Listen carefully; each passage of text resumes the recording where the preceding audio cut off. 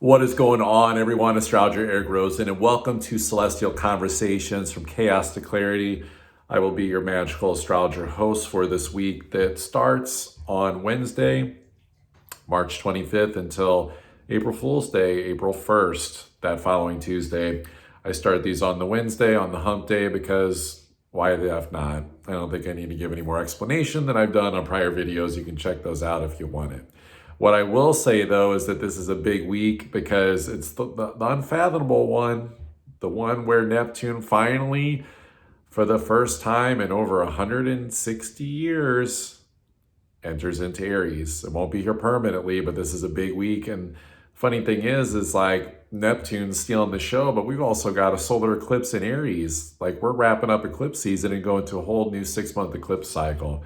So stay tuned if you want to find out from that collective standpoint of like what to pay attention to, like what are the things, the themes to pay attention to, but also what are the gradual practical steps you can take to actually innovate your life in such a way that you don't get like swept up in the chaos. You kind of like rise above it and you actually transform and evolve through it and find your best identity, your best sense of self, your avatar, if you will, which I'm going to be talking about that with Neptune in Aries. I'm actually going to, part of that transit, I'm going to be reading a little excerpt from my natal chart ebook that I plug on here that of course you can purchase if you want the whole thing, but I'm actually going to pull something from that. So that link will be down below if you want to study your natal chart, but also like this isn't all hands on deck situation for anyone that wants to be the captain of their own ship. Like, you know, you're a creator, you're a healer, you're an entrepreneur.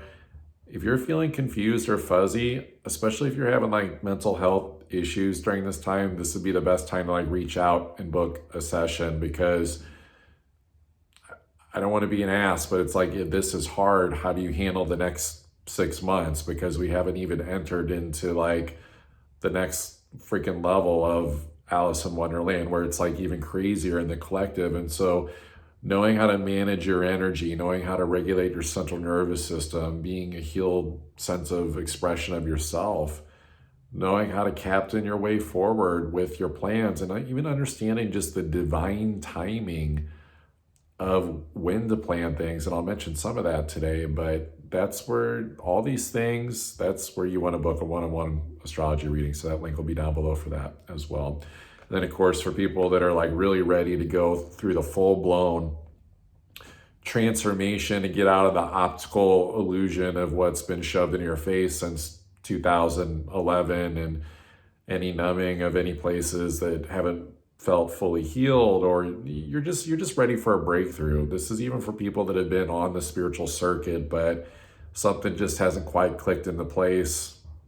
That's where you can do a 3 or 6 month, I call it coaching container, but it's more than that. Let's face it, like we're doing deep metaphysical work that's actually designed to help you evolve into getting over the internal blocks, but also manifesting the wisdom that's innate inside of you. I'm there to be your guide, to take you on that hero's journey, to be that guardian at the threshold, that guide, but to help you into your creator power. So links will be down below for that as well.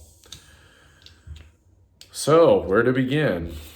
Well, I guess we can go in chronological order, why not? Even though our time system and schedules and everything else is falling off the mat with South Node and Virgo and all those routines, but I suppose we can lead with that. I mean, it's a reminder, we're going to see this for over the next year still. It started in January, but remember the karma is in South Node Virgo.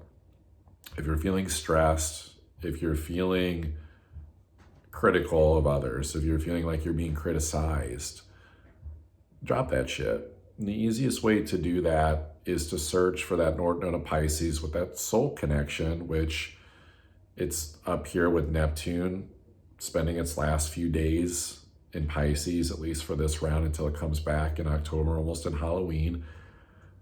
But Venus is also going to be retrograding back into Pisces on the 27th.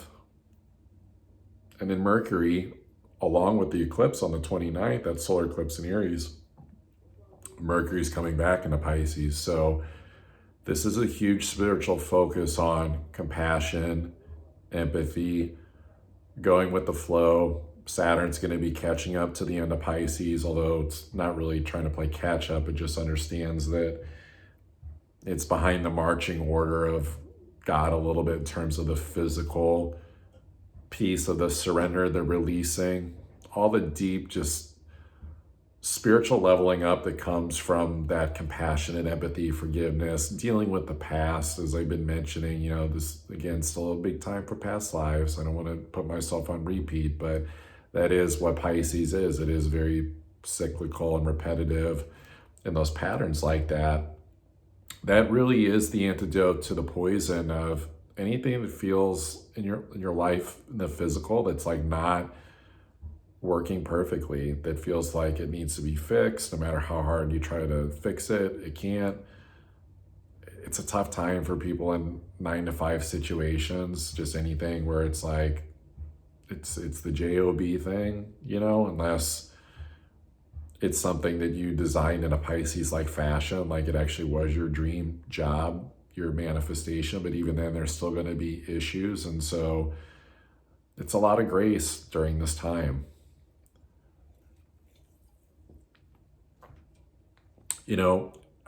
I haven't posted this yet, but I will say too that on a more macro standpoint, because I tend to stick with more like the personal pieces on these horoscopes, right? Because I do believe that it's a very individual expression of like, how do we put ourselves in a more compassionate, loving, but still assertive position in the world to be that change that we wish to see. But on a macro front, people getting hung up by, what's going on with the current administration in America or what's going on in the world, just know that astrology knows no bounds in terms of the influence of events and people and situations on Earth. That the South Node is always going to enter into Virgo during a time where there's an overwhelming amount of Pisces and Aries energy, saying that the physical systems, those control systems that we rely on for support, we're going to break down. So it's looking at it as can we really blame any one particular person for that's the criticism, right? For how something's going in the reality. It takes a very strong soul to rise up into this Pisces energy and find compassion and reverence and selfless service to not only our own sensitivities, but then pouring that wisdom out to others through this time, because it can be really easy to get sucked into that black hole of the South Node, of this very collective karmic thing of our worries, our anxieties, the stresses of just things not clicking into place. But the thing is, with the South Node in Virgo, it's also this thing too, where it's very analytical. It's very much makes sense. It's ruled by Mercury, where it's hey, the writing was on the wall. The mind saw this coming. And so this Mercury retrograde that's been in Aries and will be here for the first couple of days to start the week before it goes back into Pisces, it is that very just raw acceptance to kind of shrug the shoulders and be well, what can you do? I can't control that, but I can control this in my own personal life. That's very Aries-like. Of course, this is taking a deep internal look at how to meet our own physical security needs of things and the direction that we're going in.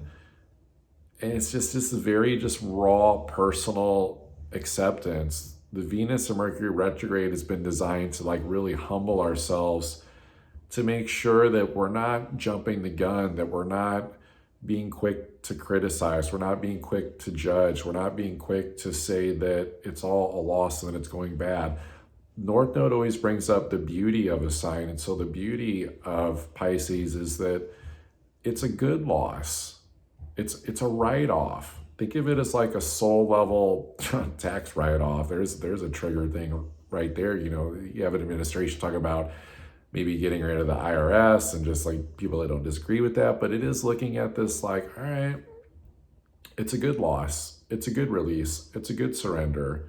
Like North Node and Pisces, especially with Saturn there, any clap back onto this planet, like right now, this physical reality is coming from more of a divine place. But sometimes that divine place can feel like it's playing out as light versus dark, angels versus demons, you know, this spiritual war that you could say that we're in that can translate to a civil war of the soul, where I think we forget that it's not really people that are like the issue per se. It's more so just like, how are we responding to the energies that we've never faced before?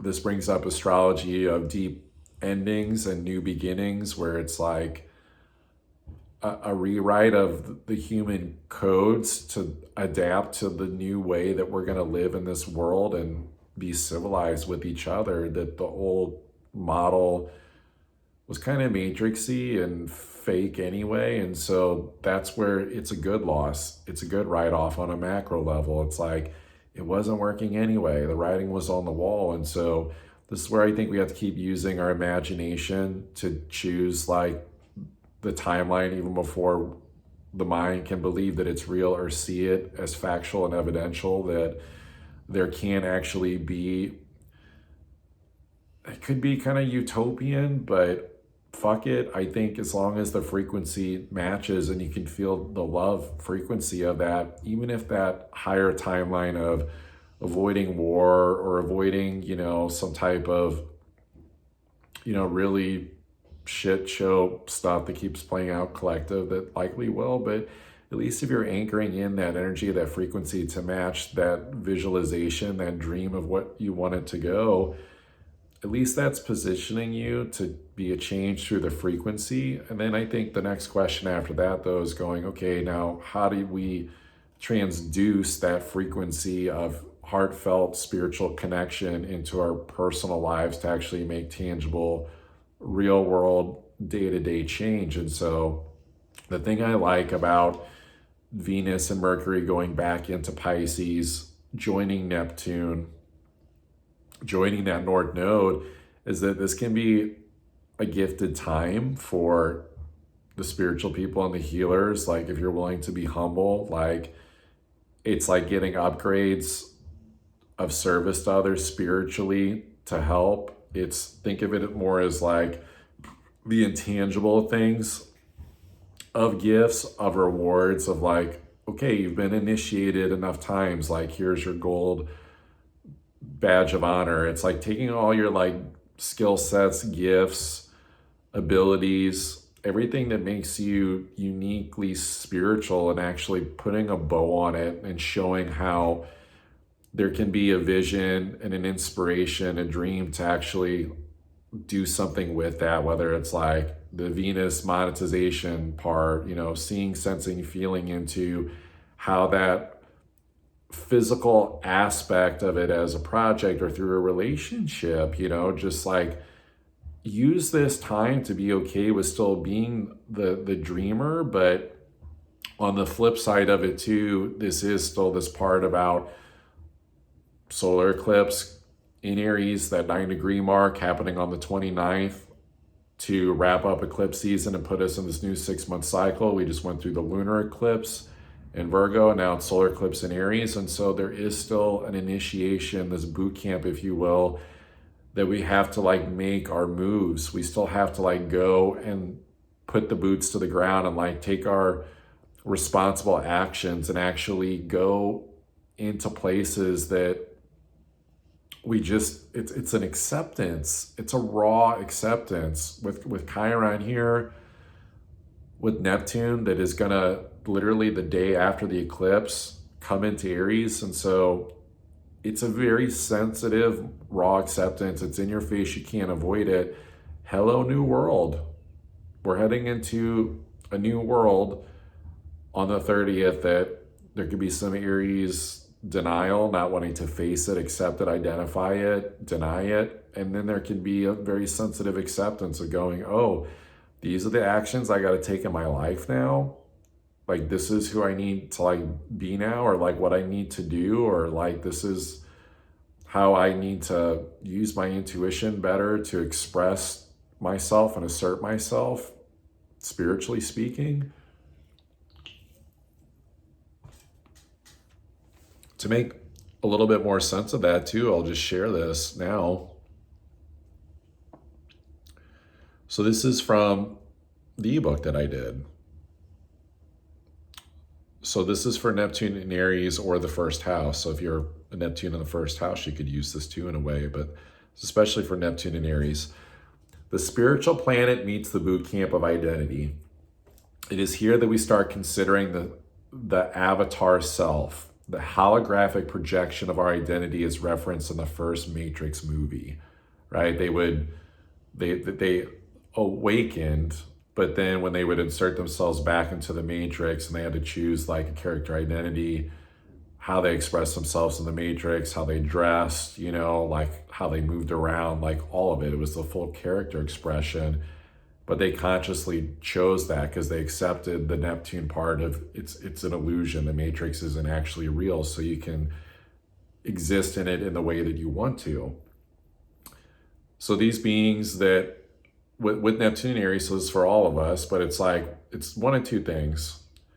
Either it's the acceptance that we come from stardust, from a galaxy far away, where the identity of self can be changed at any time to update that holographic self. So it's like literally channeling spirit through us to the expression of self, or it's being afraid of feeling into the nature of our own human origins as it puts to an end of all senses of false identity. It's the ego protector parts. Like Neptune in Aries is going to be at its worst, people hiding from themselves, hiding who they really are, hiding from the identification of what's actually going on. And some of that you could say has been happening already with Neptune in Pisces, but that's been more of like the backdrop, where it's like spiritually you could sense that, you could see that going on in people, but they don't see it going on. So this is the part where it becomes more in the face and conscious that anything that we're hiding from, sensitive issues, past life issues, subconscious issues, grievances, like it's going to come up to be faced. There's nowhere to run from it. It would be like having two heads on your shoulder and trying not to be seen as the weirdo because of the creep. Honestly, Neptune can be creepy. So it's like, it's a creepy identification of what reality is this, right? Like it's Aries, it's identifying things. It could even be, God, I never thought I would have to do this. I never thought I would see myself this way. And so some of that's acceptance from a survival-based standpoint, but there is, for those that accept the disillusionment of the identity of self and that we're more than that, like that's the best way to express Neptune and Aries. That we're coming to the end of an age, big time. Of course, it is going to retrograde back by October into Pisces and revisit that old world, but we're getting started on this new world. Saturn eventually is going to catch up in April, and it's going to feel very physical, this new world that we're in.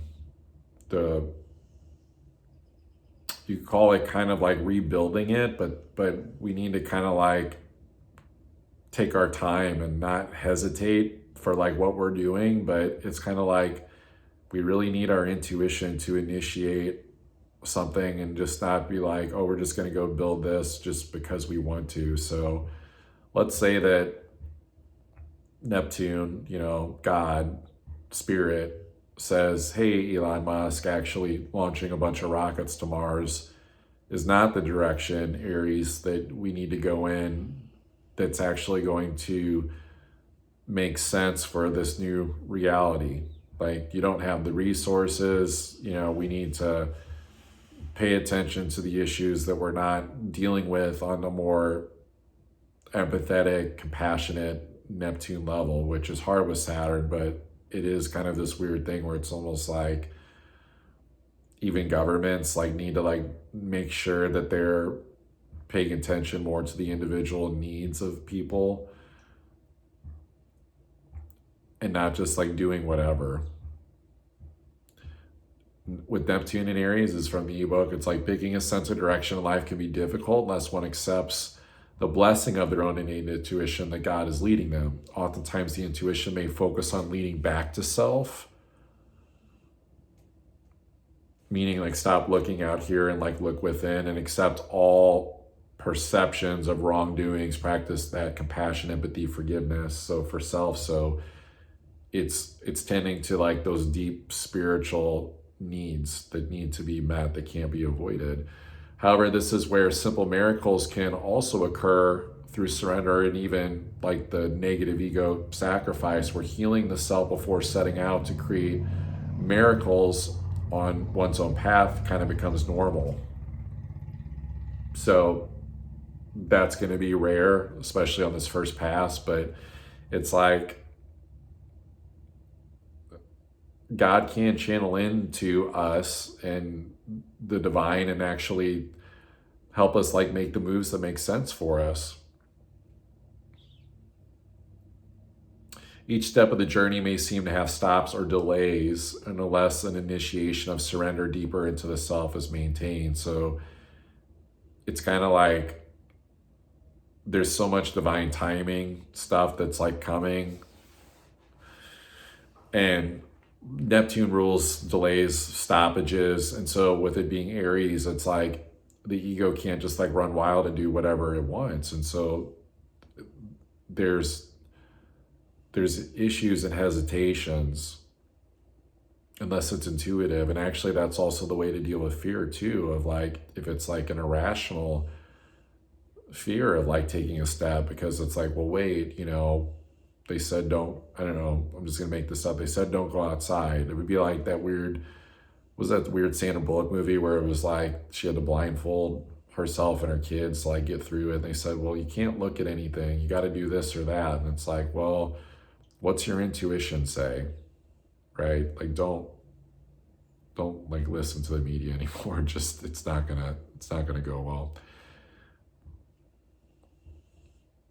So in the fog, right, very Neptune aware as this is headed, relying on your intuition from yourself without outside tampering is needed. So that's where it's like, it's got to come from within you now.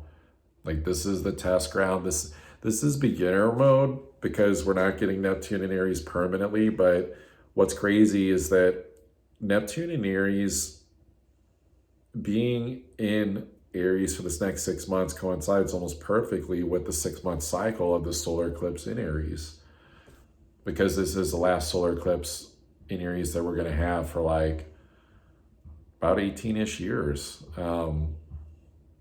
So the test of the next 6 months is going to be, how do you do from this new approach to the reality that it's not all going to fall down. You might get some bumps and bruises because it's definitely a new way of interfacing with life. But this is where with this placement, you get to be your own angel.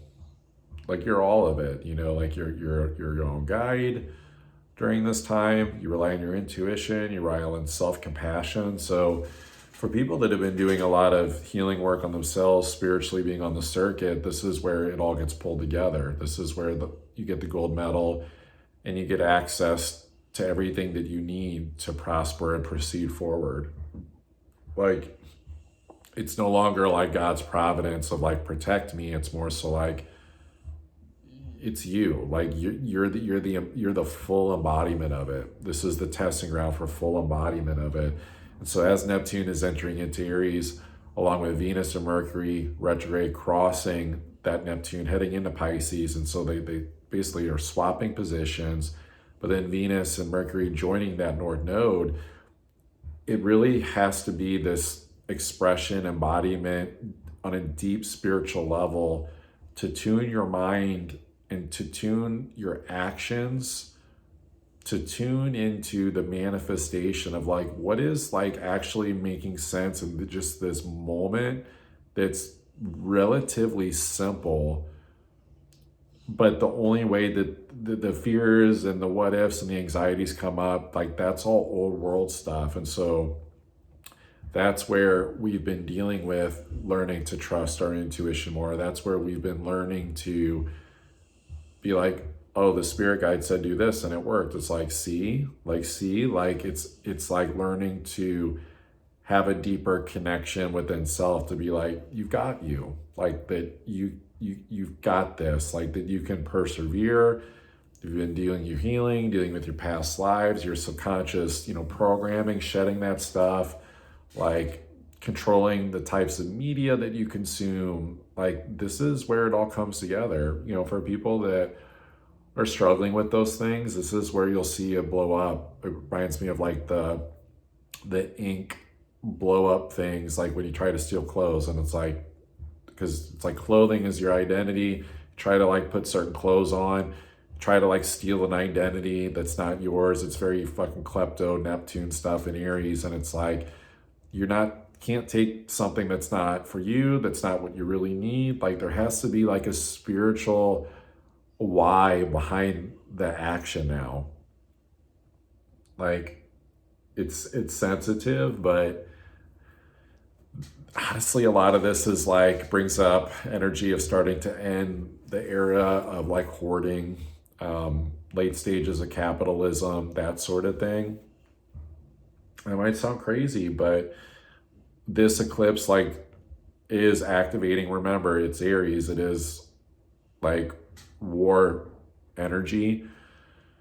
Uranus is not in Gemini yet, which is where the bigger wars tend to happen. And so that'll be more so July. But like this is like where things get like really rocky. And it's like, let's say that this administration in the US is like trying to like build Noah's Ark and like avoid the flood that's like the Neptune and Aries like thing, and things like falling apart beyond our control. But it's kind of like it's not ready yet. There's still too many like holes in the plan.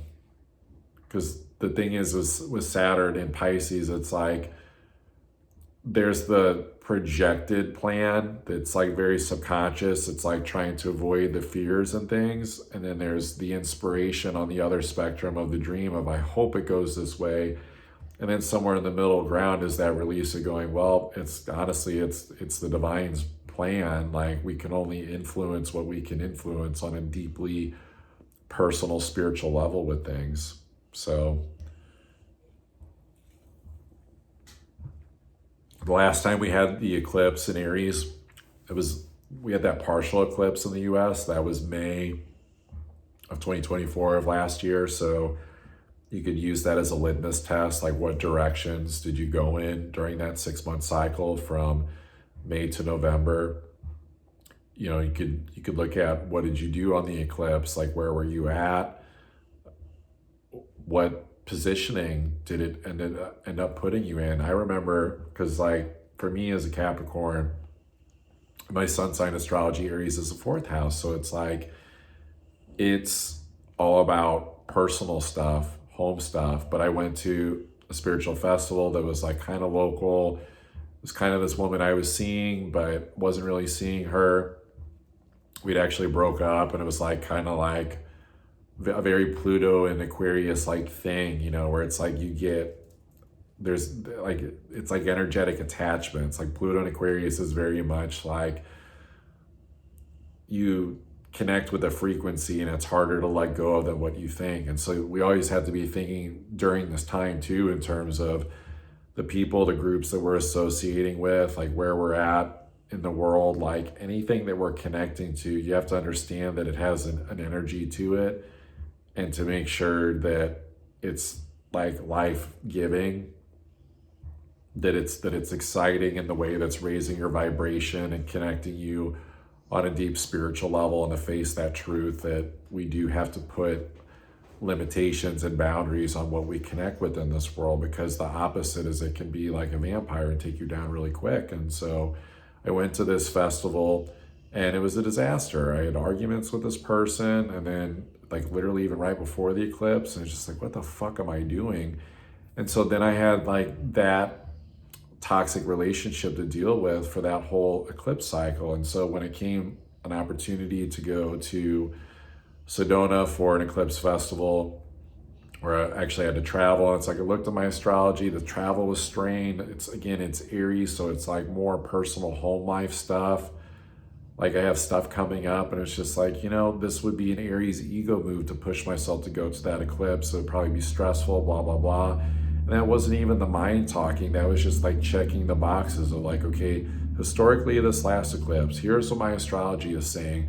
So I think that's the way that we got to like think about it, is that it's not about using fear to avoid whatever happened between that eclipse of May of 2024 and the fall, but also learning, just really simply put, and go, well, that's the direction that I took.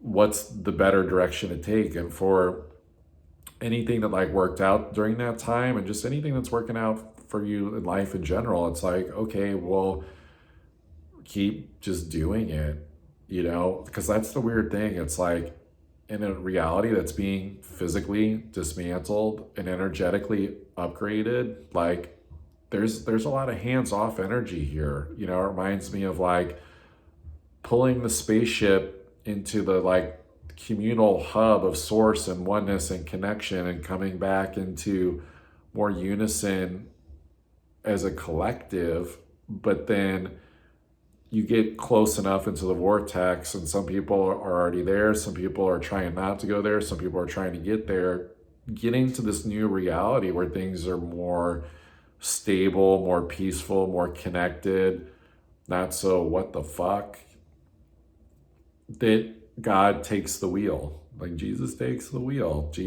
But like not a desperate thing. It's like it's autopilot. It just pulls you right into the frequency that you need to be in.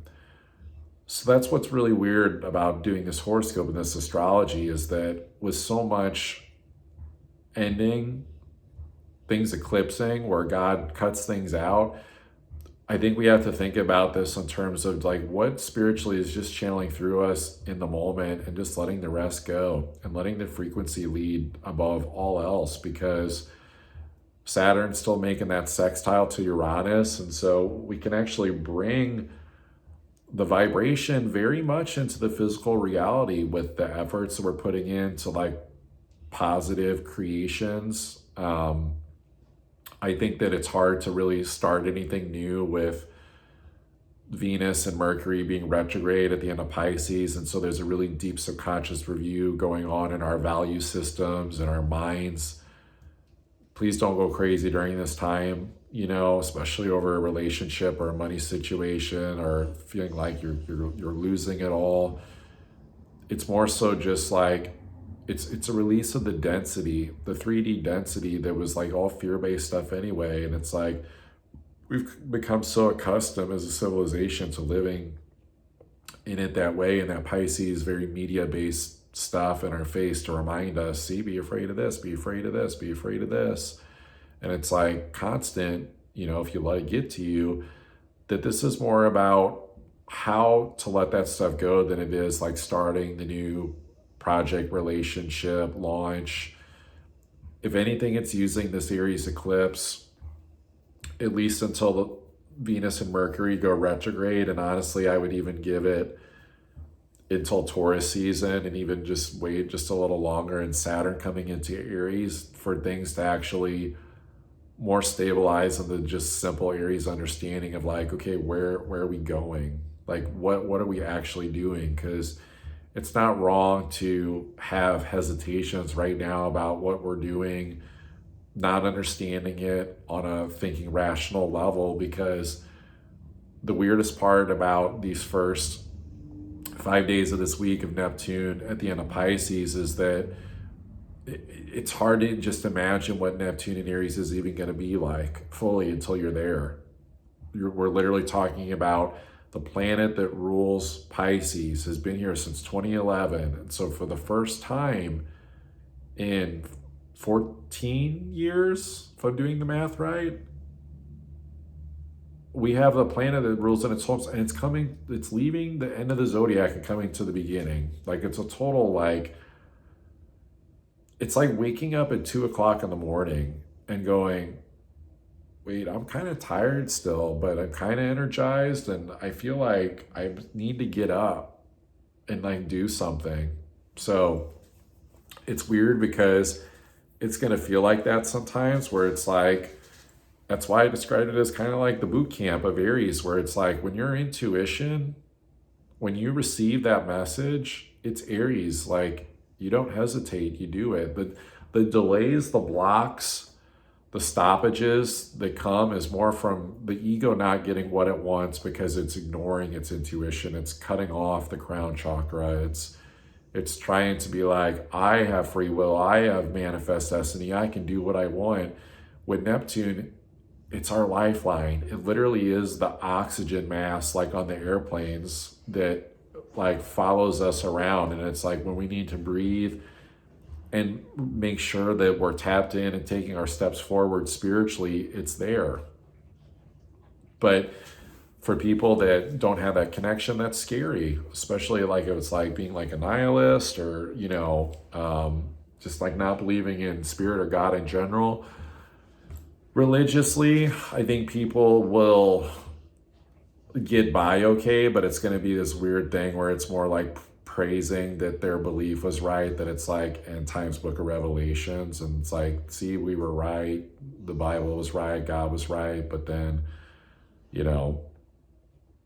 I think eventually that's going to look really stupid, if I'm being honest, but that might not be till Neptune in Taurus, and then by then everyone's just like forgetting about it, just like people just get bored and stop drinking the Kool-Aid. So, but this applies too to anyone that's like being a cult leader too, like spiritually, like that very guru like mentality, like people saying like, I'm this, I'm the channeler, I'm the prophet, I have all the answers. I think that it's good for people to be doing prophecy work right now, to like say, hey, here's what I'm seeing.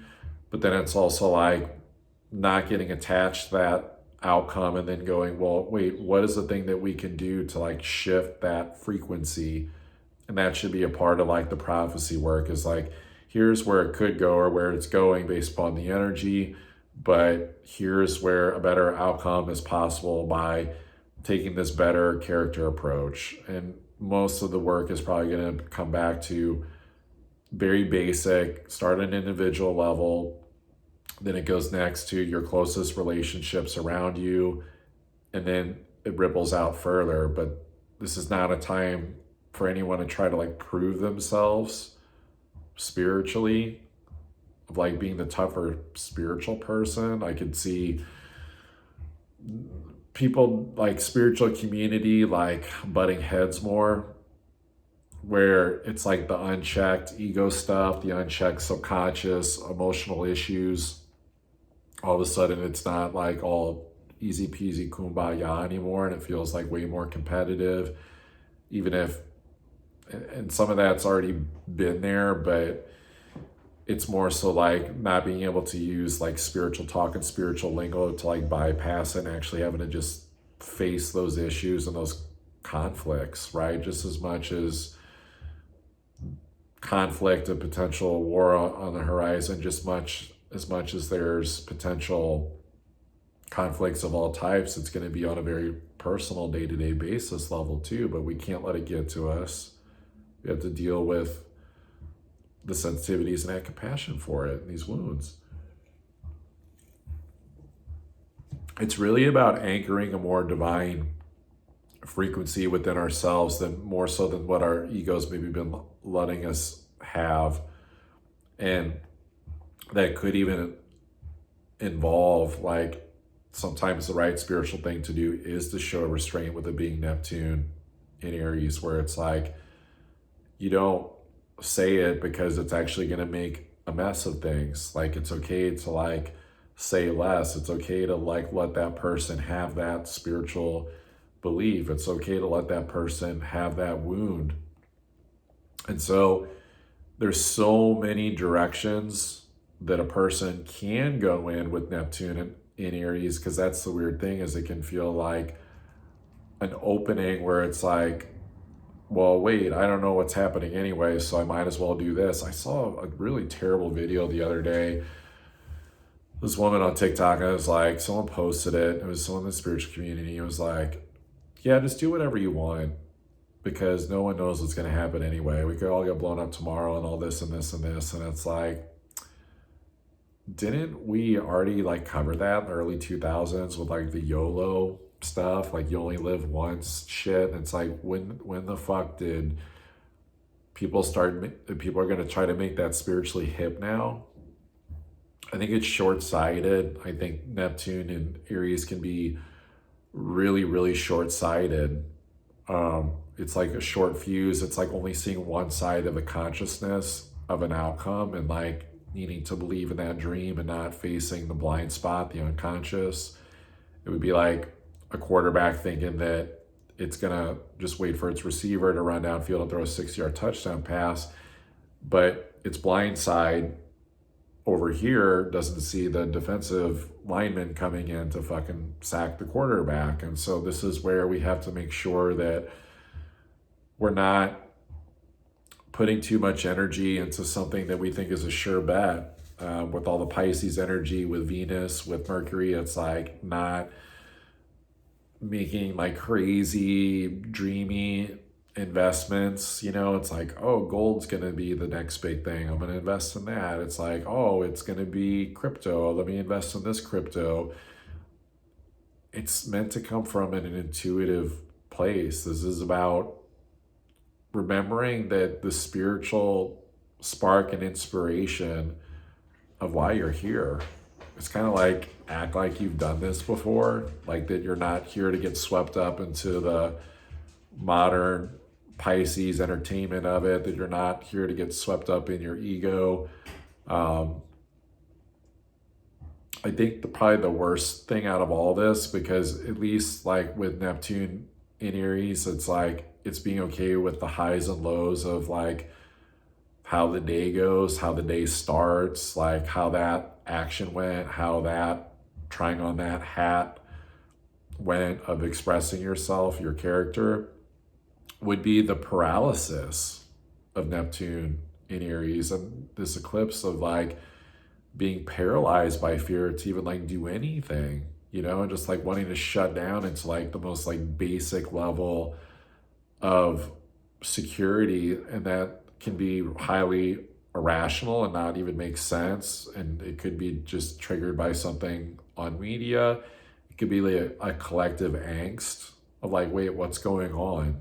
It would be like, let's say that there was like a drone strike or something on US soil, and then it's like, well, fuck, that can happen anywhere. Drones can go anywhere. And then everyone like starts hiding in their house, and acting like it's like a DEFCON 5 thing or something, or afraid to even go to the grocery store and just, stuff like that. So I think we have to pay attention to our own safety. But again, that comes back to a very intuitive standpoint. But intuition in this case is going to look like both sides of it, kind of like the feeling into what if I take this action versus if I don't, because it's always gonna be shifting. It's like shifting levels. It's like shifting horizons of like, this is what it looks like now. This is what it looks like now. It's like, it's very MacGyver-like in the sense of just like being centered and not freaked out, even when it's like there's potential things that can cause harm around us. And even if that's just experience in our own subconscious mind, even if it just is like the primitive Aries fears coming out.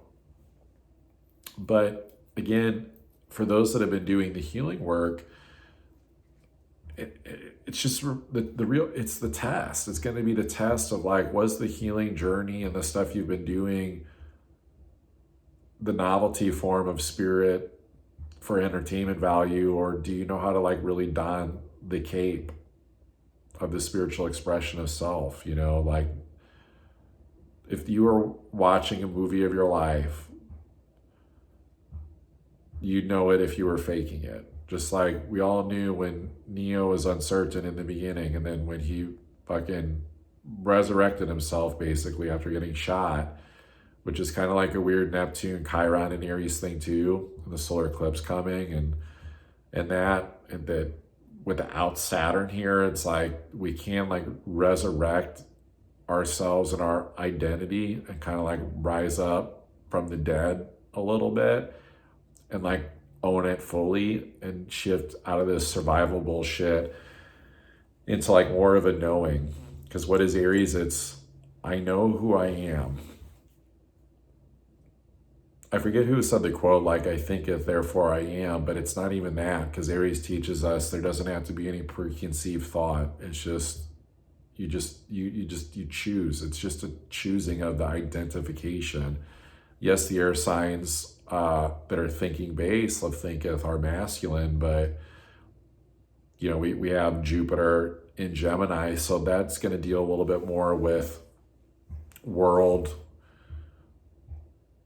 belief stuff of just like, basically it's pretty simple, even though it can feel like a complex idea, but whatever way that you see the world right now is more of a reflection of how you see your own circumstances. It's a big, it's like the biggest projector screen. It's like in Back to the Future too, when like Marty's mom like took the little pizza and then it blew up in a few seconds into the big pizza. It's like that. Imagine you're doing that with your life, or like the movie Honey, I Shrunk the Kids, or Honey, I Shrunk Ourselves, but it's like, instead of like shrinking, it's like turning things into giants, you know? So it's like the energy takes on whatever it is, right? So whatever the character expression of you that's going on in your mind, your thoughts, your beliefs, that's going to blow up into like how you see what's going on in the world. And so this can be a really sensitive shift from an ego standpoint, but that's what all this Pisces energy is teaching us during this week, is like, what are some of the, not even final, but that's what's weird, is like things can seem so fatalistic in this way, but it's not the final say so yet, but it's a stage of feeling in dire straits of these extremes, you know, of like how to change your mind and rewire your subconscious around your deep beliefs, especially the fear-based ones, around stability, around safety, around money, around relationships. Like that's why it's like the donning the cape spiritually, is like, have you been kissed by the flames enough that you know how to still show up bold in this world? And boldness is not gonna look like your perfect brand. South Node in Virgo, right? Like there's no perfect system or marketing thing to put yourself or your brand or anything like for yourself, like for some personal gain that's not spiritually mandated. It's more, this might sound crazy, but it's more grassroots a little bit. It's like the humble nature of like, how about first starting just trusting that you're connecting with the people that you're meant to connect with to teach you a lesson, for better or worse, based upon your frequency. And if you don't like what you're attracting, shift your frequency. That's what this work is about on the individual, you know, level of things. And so it's, you know, like the tech piece, it's like, I think we have to show restraint with that, because if we don't want to use this time for shooting the gun too soon, like we're still getting a new understanding of getting our feet sort of wet, and like what's this new like almost meat suit that we're wearing, because it can feel very interdimensional, like shifting like this. Like honestly, I think it's kind of freaky that show Severance on Apple like came out during this time, because that's kind of like this very dualistic Neptune and Aries like type thing, where it's like they're one person when they're working and they're one person when they're not working, and they have their free time and their free will. It was really weird in that way, because on the one extreme hand, they have like no free will, or it's the illusion of free will when they're working, and then On the outside, it's like more illusion of free will, because it's like you're free to do what you want, but yet there's a part of you that you don't own. You fucking lose your mind for 8 hours a day. Very Neptune and Aries, like creepy shit. And so I think we have to be modest in the understanding of like making sure that we're not turning over control first and foremost to the media, to institutions, right? That's a very Neptune thing. And that it's some of the worst spiritual lessons ever. It's like, it's good that a lot of the dark's plans didn't work out fully and that people have awakened these past years, especially since 2020, because while Pluto's not in Capricorn anymore, and it's not so much like of a government deception, Pluto in Aquarius is more like, is the person that's the groups of people that's saying that they're being humanitarian actually, or do they have a hidden agenda? Right? So in that show is like, it's more, that's a little bit more corporate, but like they kind of operate from this Pluto and Aquarius culture way of like, these are our deep truths and our core tenets, and you know, we're all this here, we're all this equal thing, we all make this thing happen, you're important and valuable, and the work is important and valuable and mysterious. It's fucking very Pluto and Aquarius. It's like weird in that way. And so I think that this deals with like people, not to like make anyone like feel obsessed with truth of like what people's motives are, or to be conspiratorial like, or afraid, you know, like looking over your shoulder, like, can I trust this person?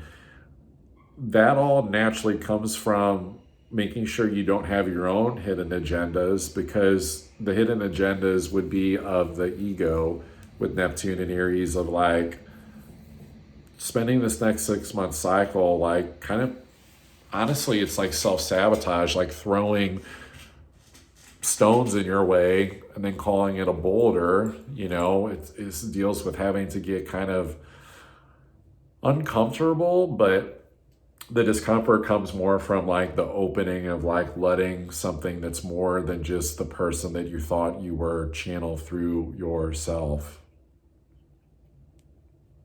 And how to teach that, it's going to be on a very like case by case basis, because it's Neptune and Aries. And so I would say the practical wizardry way of like taking all this together and like innovating through this time, support systems are important. We're not designed to do this alone, but the reason the support systems are there to put yourself around people that are awakened and vibrating at the place that you want to vibrate at, of a higher spiritual truth and connection. It's there for those people to help support you to regulate your central nervous system, to make sure that you're being a spiritual badass, and also that you show up to the big kids table not as a kid, because that's the issue. Is like Aries is this very youthful energy, and it's very just innocent in that way, but it kind of can get a little ugly with Neptune here, where it's like, it seems fine, like people acting childlike, but that's not gonna actually help anything. Like, we need the assertion of the masculine energy in Aries to be like calm, rooted, in order to channel the intuitive message around the next steps to make. And so this is coming from a place of like, people want certainty. Like, what's it going to be with money? What's it going to be with this job thing? What's it going to be with this relationship? All those illusions of like the right perfect steps in the system and the psychic of like, oh yeah, this is your fortune. Like, that shit's all dead. Like, stick a fork in it. Like, that's where, honestly, the anxiety is like coming from being way too wrapped up in the outcome of things like during this time. And it's preying on that reptilian part of the brain, the limbic system. And so that's where we develop that spiritual connection to go, okay, in the place of where fear was, I'm going to bring in holy light and love and compassion and spiritual connection. And like, that's going to be the thing that shows me the way. And the funny thing is that it's about surrender and deep patience to go into that. It's not about the perfect step, the perfect system, the figuring out, do this. Like, the actions are going to be so akin to the intuition of the moment. Saturn, by the way, is starting to trine, is going to trine Mars again this week. And Mars is finally coming off of that square to Chiron. So that's good because we can get out of the mud a little bit with also like some of the more like basic stuff that we just need to do just for our own, foundation, just like taking care of ourselves. We can start to recover a little bit more vitality. I don't think it'll be full until about a month from now when Mars is finally out of shadow. But the fact that Saturn is going to be making a trine to Mars, I think it's good because, reap what you sow, like, your ego actions, like of what you're doing, especially how well you're taking care of yourself and your sensitivities, that's going to matter. Like, that's going to let us know. That's like a cross check of like, how good is your seatbelt? Like, are you good at like stopping when you need to, slowing down, taking care of yourself?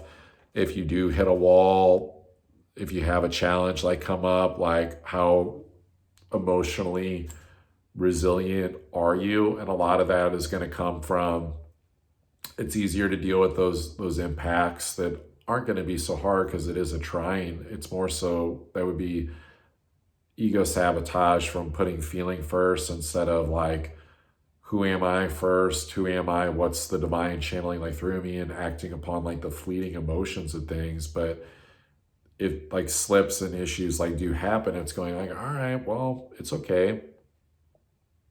Like, my cup is fairly full because I've been learning to take care of myself better during this Mars retrograde that was in Cancer. And so we're in this, phenomenal integration period where we don't have to push or try so hard. We can rest and relax a little bit more. But I think all in all, it's like for certain people, there can be really beautiful gifts that start to come in, during this time that are also physical too. I mentioned the non-physical earlier, the gifts, but I think there's also this part about being sourced, more prosperity coming in, but the belief has got to be there. The receptivity has to be there. The self-worth has to be there. Like, the angels don't want to dump gold bricks in a trash bin. So I think we have to make sure that we're going through the subconscious narratives, like during this time, to make sure that we know our full worth and value as spiritual beings, that we're much bigger than what the world and the media has let on. And so we're not going to be able to wrap our minds around that fully per se, but you can feel it, you can sense into it, you can lean and you can allow that to wash over you. And that sense of being can be like, you're so worthy that you don't need to struggle and worry and take anxious actions and be all over the place, because that's the imprint of the collective. It's like the stress and anxiety of like, even in free time, it's like fidgety and doing stuff with media, and we don't always need to be doing something during these times. It's still a more beautiful time for rest and recuperation, even with Neptune coming into Aries, even with the solar eclipse in Aries, because really it's more so about, not this week about some like new initiation. It's really about revisiting an old way of understanding how civilizations used to work from a more spiritually connected front. So it's like, find your spiritual empowerment during this time, make that a core tenet of your character, of like practicing that. And if there's been any gaps, those are gonna show, because I'd say it like this, but if you're one person 10 hours a day and then you're spending a couple hours in meditation at night, but like you're not embodying the updated spiritual sense of yourself is like you're doing your work stuff, then that kind of like missed the point. So that's part of the survival update, to like not have to be a struggle, is to actually go infuse your spiritual identity, that avatar I spoke to, in your day-to-day expression of your life. I guarantee you'll feel more vital. Like any health issues, stress complications, issues like with routine and rhythm clear up. It's going to be where the insight personally like comes in of like understanding what's really going on with you, what you're releasing on a personal level, what's going on in your relationships, what to do with financial situations, because with that all being in Pisces, it's going to be very much connected to the subconscious during this time. And so this is being good with the uniqueness of that. Saturn sextile Uranus, right? The uniqueness of your holographic reality is based upon the subconscious projections. They're coming very much into the physical, and it's faster moving than what we realize, even though sometimes it can seem like things are not going as fast, or, you know, even when things do feel like they're going quick, it's more like the extremes of like how we're feeling, and things like not changing so much like in the physical sense of things. And so for anything that is like changing rapid, you know, fast pace in the physical, just make sure that it was initiated by necessity and that spiritual mandated effort, and not so much like a, I'm tired of this, I'm outie, I got to go do this. Like that can get like really dicey during this time, because they would be like, I got to go set a new table in life, I don't like where I'm at. And then it's like Mad Hatter, Rabbit, Alice in Wonderland stuff, like the craziest tea party ever. And it's like, we don't know what the new table set is going to look like yet. We might start to get an inkling of it with Neptune in Aries, but it's still going to look weird and feel different. We're still very much exploring the old world and this deep emotional Pisces iceberg effect of like what's really under the surface, what's really going on with really interesting, extreme financial situations, like our stability. And that doesn't just include in the physical, it's even just the stability of the know-how, like in the mind. This is, you know, there's kind of like a mental stability, resiliency thing here too. So I think it's the survival of the fittest piece of it is coming like later, that I've been channeling, that I'll talk about more. So I wouldn't worry about more of the extreme repercussions of like humanity's like choices of like what we're going to be choosing over these next few weeks. I would look at it more as like, tune the noise out. Like there's a lot of noise around. Tune the noise out of the media. Tune the noise out of your fears. Like ground. Like get a grounding mat. Like if you're in a place where you have access to a Rife machine, like the PEMF frequency, to monitor, not monitor, but like, well, sort of, it's monitoring, but it's like course correcting your frequency to like get out of fear. Chef's kiss. Like that's the creme de la creme stuff right now, is we need technological solutions that address fear so that we can show up more in our strength, even if it's like foggy, not sure where this is going, this is messy looking, it's sensitive, I'm tired. Like it's okay to be still tired during these energies, and to go, well, the world's doing this, but my intuition is saying do this or don't do this. So, you know, it would be like, and this is probably how I'm going to end it. You know, when a stoplight, you think that it turned green, but for some reason, maybe because the car next to you moved, and then you start to go and you're like, oh shit, it's red. It's like, try to pay attention to where, just like stay focused on the light and not what other people are doing, because other people might do crazy shit during this time. So don't worry about them. And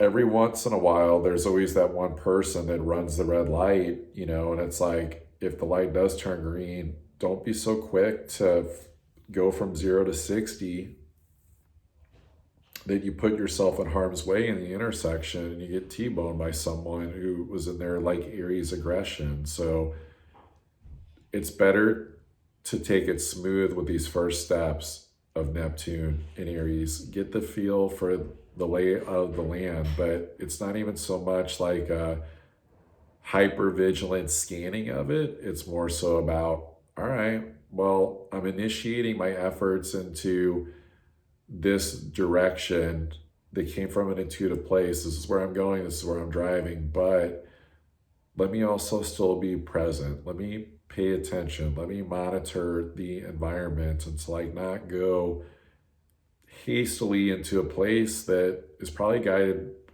by fear. Because if you extrapolate the metaphor further, it's like, what is the acceleration for to like get up to the speed limit and beyond when you might run into another red light down the road?